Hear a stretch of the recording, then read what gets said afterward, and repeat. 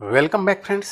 मित्रों, इस वीडियो में हम लोग अवतल दर्पण और उत्तल दर्पण में जो प्रतिबिंब बनते हैं उन प्रतिबिंबों के विषय में चर्चा करेंगे। मित्रों, इस टॉपिक से ग्रुप डी के परीक्षा में खूब प्रश्न पूछा जा रहा है। तो जिन मित्रों को, जिन भाइयों को, जिन विद्यार्थियों को अभी ग्रुप डी की परीक्षा देनी है उनके लिए यह टॉपिक अत्यंत महत्वपूर्ण है। चलिए इस टॉपिक को बढ़िया से समझिए। देखिए मित्रों, सबसे पहले हम लोग अवतल दर्पण के बारे में चर्चा करेंगे। देखिए इस डायग्राम को, ये जो चित्र है, यह जो फिगर है, यह जो डायग्राम है, यह चित्र मित्रों अवतल दर्पण का है। दर्पण के इधर का जो सतह है मित्रों, यह बाहरी सतह है और दर्पण के इधर का जो सतह है यह सतह भीतरी सतह है। मित्रों, अवतल दर्पण के बाहरी सतह पर पेंटिंग किया हुआ रहता है और भीतरी सतह पर पेंटिंग नहीं होता है। दर्पण के भीतरी सतह से प्रकाश का परावर्तन होता है। ये जो सीधी रेखा है, ये जो स्ट्रेट लाइन है, यह सीधी रेखा अवतल दर्पण का प्रधान अक्ष है। यह बिंदु P दर्पण का पोल है, ध्रुव है। यह बिंदु F दर्पण का फोकस है। यह बिंदु C दर्पण का सेंटर ऑफ कर्वेचर है, वक्रता केंद्र है। और यह बिंदु अनंत है। ये जो रेखाएं आप देख रहे हैं, ये सभी रेखाएं वस्तु की स्थिति को बताता है। और ये जो रेखाएं आप देख रहे हैं, ये सभी रेखाएं प्रतिबिंब की स्थिति को बताता है। मित्रों, आप याद रखेंगे कि दर्पण के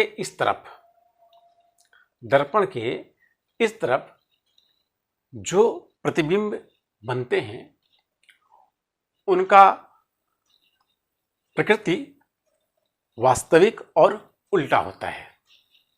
इधर बनने वाले प्रतिबिंबों की प्रकृति वास्तविक और उल्टा होता है।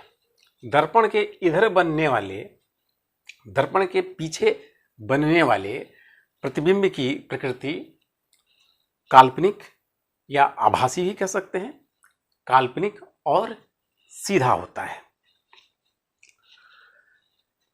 ये पहला स्थिति है। जब वस्तु को हम P और फोकस के बीच रखते हैं तो वस्तु का प्रतिबिंब दर्पण के पीछे बनता है। यह इस वस्तु का प्रतिबिंब है।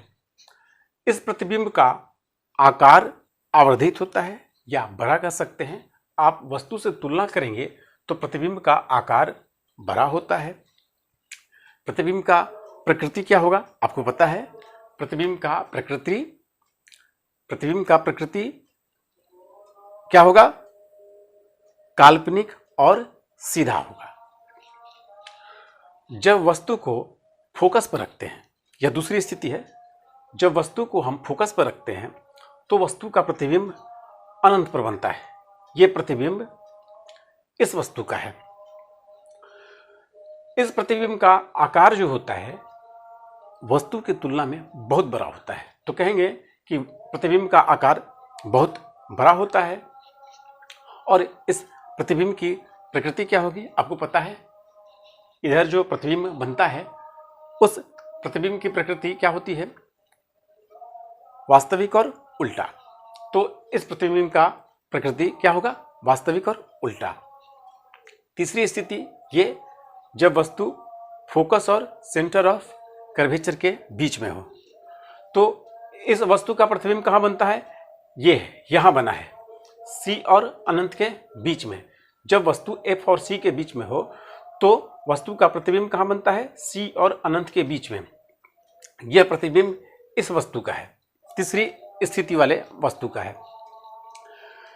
इस प्रतिबिंब का आकार कैसा है? देखिए, इस वस्तु की तुलना में बड़ा है। तो कहेंगे कि प्रतिबिंब का आकार बड़ा होता है। प्रतिबिंब की प्रकृति क्या होगा आपको पता है? वास्तविक और उल्टा। चौथी स्थिति, जब वस्तु C पर हो, यानी कि सेंटर ऑफ कर्वेचर पर हो, तो वस्तु का प्रतिबिंब C पर ही बनता है। इस प्रतिबिंब का आकार कैसा होता है? तो वस्तु के बराबर होता है। इसकी प्रकृति क्या होगी आपको पता है, क्या होगा? वास्तविक और उल्टा।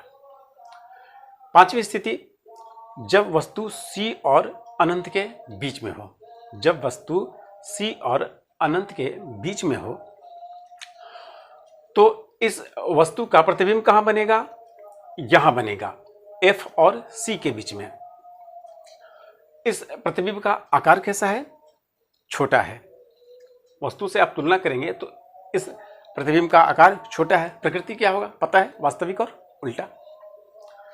छठी स्थिति, जब वस्तु अनंत पर हो। देखिए, जब वस्तु यहां अनंत पर हो तो इस वस्तु का प्रतिबिंब कहां बनेगा? 6 नंबर ये है, यहां फोकस पर। जब वस्तु अनंत पर हो तो उस वस्तु का प्रतिबिंब फोकस पर बनेगा।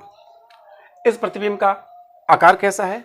आप देखिए, बहुत छोटा, यानी कि इस वस्तु के का जो प्रतिबिंब फोकस पर बना उस प्रतिबिंब का आकार कैसा होगा? छोटा होगा। और प्रकृति क्या होगा आपको पता है, वास्तविक और उल्टा।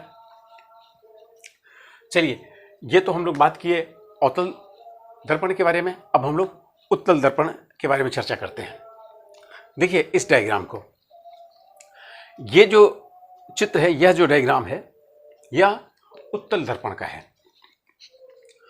उत्तल दर्पण के इधर का जो सतह है, इधर का जो सतह है, यह सतह बाहरी सतह है और इधर का जो सतह है भीतरी सतह है। उत्तल दर्पण के भीतरी सतह पर पेंटिंग होता है और इसका जो बाहरी सतह है, इसी सतह से, यानी कि बाहरी सतह से प्रकाश का परावर्तन होता है। ये जो आप सीधी रेखा देख रहे हैं, ये जो स्ट्रेट लाइन है, यह सीधी रेखा उत्तल दर्पण का प्रधान अक्ष है। यह बिंदु इस दर्पण का पोल है। बिंदु P दर्पण का पोल है, ध्रुव है। बिंदु F दर्पण का फोकस है। बिंदु C दर्पण का सेंटर ऑफ कर्वेचर है, वक्रता केंद्र है। ये दो रेखाएं जो आप देख रहे हैं, यह वस्तु की स्थिति को बताता है।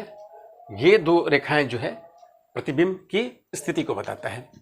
आप एक बात याद रखेंगे कि इस दर्पण में, यानी कि उत्तल दर्पण में जो प्रतिबिंब बनता है, उस प्रतिबिंब की प्रकृति क्या होगा? वो होगा काल्पनिक और सीधा। यानी कि उत्तल दर्पण में जो प्रतिबिंब बनता है, उस प्रतिबिंब की प्रकृति क्या है? काल्पनिक और सीधा। पहली स्थिति है जब वस्तु को हम P और अनंत के बीच में रखते हैं। यह पहली स्थिति है। तो इस वस्तु का प्रतिबिंब ये है, यहां बनता है। कहां? P और F के बीच में।